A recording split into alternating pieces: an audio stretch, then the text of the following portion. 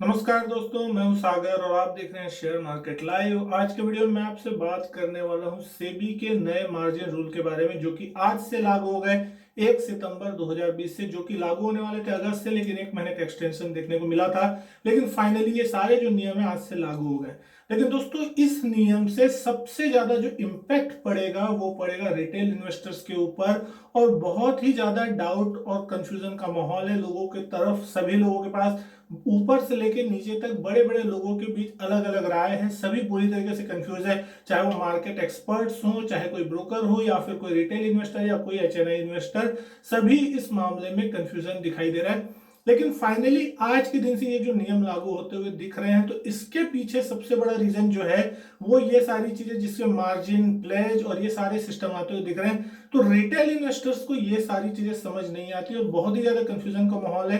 तो मैं कोशिश करूंगा कि रिटेल इन्वेस्टर्स के उन सवालों के जवाब देने की जो कि वो जानना चाहते हैं। बहुत सारे सवालों के जवाब है, लेकिन जितने मैं समझ पाया, जितना मैं जान पाया, एक आम इन्वेस्टर्स के लिए जो चीज जरूरी है वो सारी चीजें आज इस वीडियो में आपको बताने की कोशिश करूंगा। तो कोशिश करूंगा आप ये सारी चीजें जरूर देखें, आपके सारे जो डाउट्स है वो इस वीडियो में क्लियर हो जाएंगे।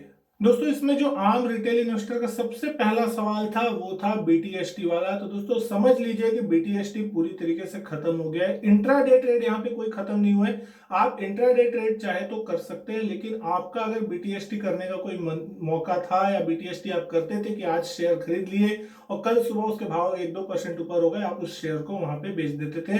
लेकिन दोस्तों अब ऐसा नहीं होगा, क्योंकि इस सिस्टम के अनुसार अगर आपने आज यानी कि मंगलवार के दिन कोई शेयर खरीदा है तो वो बुधवार, गुरुवार यानी कि शुक्रवार T+2 डे के बाद तो आपके अकाउंट में आएगा। यानी कि अगर आज आपने शेयर खरीदा तो वो शुक्रवार के दिन आपके अकाउंट में दिखेगा। यानी कि 2 दिन तक तो वो चीज आपको दिखने वाली नहीं आपके अकाउंट में। यानी कि आप उस शेयर को बेच तो सकते नहीं। अब उस शेयर के प्राइस अगर ऊपर भी चले गए या नीचे चले गए तो ना आप अपनी पोजीशन लॉस पे काट सकते हो, ना स्टॉप लॉस लगा सकते हो, ना ही आप ऊपर चली गई पोजीशन तो आप उसको बेच सकते हो। तो सबसे पहला प्रॉब्लम तो ये है, वो शेयर आएंगे आपके फ्राइडे के दिन। अब मान लीजिए फ्राइडे के दिन आपने अगर प्रॉफिट में उस शेयर को बेच भी दिया, तो दोस्तों उसका जो पैसा है वो T+2 डे के बाद सेटल होके आएगा। यानी कि वो जो पैसे आपके अकाउंट में उस दिन आ गए, उसके बदले आप उसी दिन शेयर नए वाले नहीं खरीद सकते। आपको वो पैसा का यूज करने के लिए 2 दिन का टाइम लगेगा। यानी कि आपने फ्राइडे के दिन शेयर बेचे तो मंडे, ट्यूसडे और फिर वेडनेसडे के दिन वो पैसा आपके पास अवेलेबल होगा। यानी अगर इस प्रोसेस को फॉलो करते हैं तो हफ्ते में आप शायद रेयरली 1 या 2 बार मैक्सिमम ट्रेड कर पाएंगे। उससे ज्यादा आपका ट्रेड हो नहीं पाएगा। यानी कि जो आदमी दिन में 2-2, 3-3 बार ट्रेड कर लेता था, वो ट्रेड होना मुश्किल हो जाएगा। अब अगर आप बात करते हैं इंट्राडे ट्रेड की, तो आप अपफ्रंट मार्जिन सामने रख के इंट्राडे ट्रेड कर सकते हैं, लेकिन आपको पोजीशन जो है इंट्राडे में ही काटनी होगी। अदरवाइज आप अगर उसकी पूरी होल्डिंग करते हैं तो आपको पूरा होल्डिंग अमाउंट वहां पे देना होगा। तो उस कंडीशन में फिर आपको पूरे पैसे भी लगेंगे और या तो T+2 डे के आसपास आपको वो पूरे पैसे भरने होंगे अपने ब्रोकर के पास, अगर आप कैश मार्केट में काम करते हैं तो। लेकिन दोस्तों इंट्राडे ट्रेड में लगातार रोज का रोज पैसा कमाना इतना आसान नहीं होता। इसलिए लोग ज्यादातर कोशिश करते हैं कि अपने सौदों को पोजिशनल रखें। याद है कि आपके पास आज के दिन अगर कोई सौदा है तो आप उसको कल बेच देते हैं तो वो ऑटोमेटिकली सेटल होता था। लेकिन ये सारा जो कंफ्यूजन है वो अब सेबी ने यहाँ पे क्रिएट कर दिया है और बहुत से रिटेल इन्वेस्टर इसी में प्रॉब्लम में आते दिख रहे हैं कि वो थोड़ा बहुत करके यहाँ पे पैसा कमा रहे थे और ये सारा अब जो उनका कमाई का जरिया था वो अब यहाँ पे खत्म होता हुआ दिख रहा है। अब बात करें एक दूसरे सवाल की, जो कि डाउट सब जगह था कि आपको अपने होल्डिंग वाले शेयर को बेचने के लिए भी 20% का मार्जिन अपने अकाउंट में रखना पड़ेगा। यानी कि आप मान के चलिए 1 लाख रुपए का शेयर खरीदते हैं और अगले दिन आप उस स्टॉक को बेचना चाहते हैं। यानी कि आप पास होल्डिंग में अगर कोई स्टॉक पड़ा है डीमेट में और वो 1 लाख रुपए का शेयर आप बेचना चाहते हैं, तो उसे बेचने के लिए भी 20% यानी कि 20,000 रुपए की मार्जिन आपके अकाउंट में होनी चाहिए। तो दोस्तों ऐसा है कि यहाँ पे अलग अलग ब्रोकर अपने हिसाब से कर सकते हैं। आज के दिन मैंने अपने ब्रोकर से बात की, मेरे अकाउंट में भी अगर मैं आपसे बात करूं तो पैसे बिल्कुल नहीं थे, शेयर थे 1 लाख रुपए के। मैंने उसके सेलिंग ऑर्डर लगाई तो वो सारे के सारे ऑर्डर ऑटोमेटिकली प्लेस हो गए। उसके लिए किसी प्रकार की कोई मार्जिन मेरे ब्रोकर ने तो फिलहाल नहीं मानी है। तो आप इस चीज में अपने ब्रोकर से कंफर्म कर सकते हैं। हालांकि जिस तरीके की कंफ्यूजन है यहाँ पे ऐसा कहा जा रहा है कि अगर आपने मार्जिन में सौदा उठाया है, यानी कि आपने पूरे पैसे नहीं दिए हैं और आपने सिर्फ मार्जिन में सौदा उठाया और अब सौदे को अगले दिन बेचना चाहते हैं, तो आपको फिर उसके बदले भी मार्जिन देनी पड़ेगी, ये वहां पे आपकी हो सकती है। लेकिन अब ये समझना मुश्किल है कि अगर आप मार्जिन में सौदा उठा रहे हैं तो क्या आपका ब्रोकर उसको सौदे को कैरी फॉरवर्ड कर देता है या वापस उस सौदे को इंट्राडे में ही वहां से काट देता है। तो ये चीज आपको पूछना होगा आपके ब्रोकर से, क्योंकि बहुत सारे ब्रोकिंग प्लेटफॉर्म है, कोई फुल टाइम ब्रोकर है, कोई पार्ट टाइम ब्रोकर है, कोई ऑनलाइन ब्रोकर है। तो इन सारी चीजों में ये सारा चीज का जो कंफ्यूजन है वो आपका ब्रोकर ही प्रॉब्लम आपकी दूर कर सकते हैं। तो आप अपने ब्रोकर को कॉल लगा के अपने जो भी सारे डाउट्स है उससे एक बार जरूर कंफर्म करें, तो वहां पे आपको ये सारी चीज देखने को मिल सकती है। अब बात करें अगर एफएनडो से रिलेटेड ट्रेड की, तो दोस्तों एफएनडो में अभी ये सारे मार्जिन सिस्टम इतने तरीके से लागू नहीं हुए हैं, ये सारा चीज जो है वो कैश के लिए। लेकिन कुछ ब्रोकर्स जो है, जिसमें कि मेरा ट्रेडिंग अकाउंट जिसके साथ है, जिस ब्रोकर के साथ, जिसका नाम है अपस्टॉक्स, तो आज उसके तरफ से जो मेल आया उसके तरफ से कुछ क्लेरिफिकेशन दिया गया कि अगर मान लेता हूं कि मेरी कोई कैश पोजीशन जिसमें मैंने आज इंट्राडे में ट्रेड किया, तो इंट्राडे में अगर मेरी कैश पोजीशन पे कोई सा भी प्रॉफिट होगा तो वो प्रॉफिट मैं आज यूटिलाइज नहीं कर पाऊंगा, यानी कि वो प्रॉफिट जो है सेटलमेंट जो शाम को होगा उसके बाद ही मुझे देखने को मिलेगा। तो वो सारा चीज जो प्रॉफिट का नंबर है वो सेटलमेंट के बाद ही मैं यूज कर पाऊंगा, यानी कि कल यूज कर पाऊंगा। ठीक उसी तरीके से अगर मैंने एफएनडो में कोई कैरी फॉरवर्ड पोजीशन रखी हुई है या मेरे पास कोई बाई पोजीशन है और उसको मान लीजिए आज मेरी वो पोजीशन पहुंचती है और उसको मैं सेल कर देता हूं, तो उस पोजीशन में अगर मान लेता है मेरे को कोई सा भी प्रॉफिट रहता है, मान लेता हूं मैं 5 लाख रुपए का कोई एफएनडो का एक लॉट उठाया मैंने और 5 लाख रुपए मुझे 20,000 रुपए का फायदा होता है, तो 5,20,000 रुपए मेरे अकाउंट में आ जाएंगे। लेकिन वो जो एक्स्ट्रा 20,000 का प्रॉफिट होगा वो प्रॉफिट को मैं यूज नहीं कर सकता। जो मेरी लिमिट है वो खाली अवेलेबल रहेगी, लेकिन वो 20,000 का प्रॉफिट जो होगा उसका मैं यूज नहीं कर पाऊंगा। वो प्रॉफिट भी जो है मेरे सेटलमेंट के बाद ही मेरे अकाउंट में ऐड होगा। तो आप अगर अपस्टॉक्स अकाउंट होल्डर हैं तो आप ये चीज का जरूर ध्यान रखें। ठीक उसी तरीके से अगर आप एक ऑप्शन सेलर हैं और आपने ऑप्शन बाई किया या आप ऑप्शन बायर है तो आपने ऑप्शन सेल किया, तो जो भी आप करते हो ऑप्शन में ट्रेडिंग, तो अगर आप ऑप्शन ट्रेडिंग कर रहे हैं, आपने ऑप्शन बाई की कल के दिन और आज वापस उसके भाव ऊपर आने के बाद अब उसने सेल कर दिया आपने उस ऑप्शन को, तो आपको जो भी पैसे मिले तो उस पैसे का इस्तेमाल सिर्फ और सिर्फ आप नए ऑप्शन कॉन्ट्रैक्ट खरीदने के लिए ही कर सकते हैं। लेकिन आप चाहेंगे कि उस पैसे का यूज में कोई इक्विटी, कमोडिटी या डेरिवेटिव सेगमेंट में कर लूं, तो आप ऐसा नहीं कर पाएंगे जब तक वो अमाउंट पूरी तरीके से शाम तक सेटल नहीं होगा और फिर कल के दिन ही आप उसका यूज वहां पे कर पाएंगे।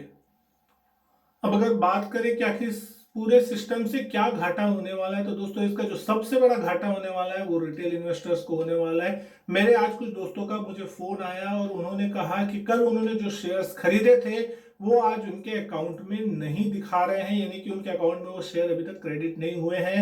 उन शेयरों के भाव आज सुबह 3 से 4% ऊपर थे, यानी कि वो 3 से 4% के प्रॉफिट पे बैठे थे मेरे सारे दोस्त।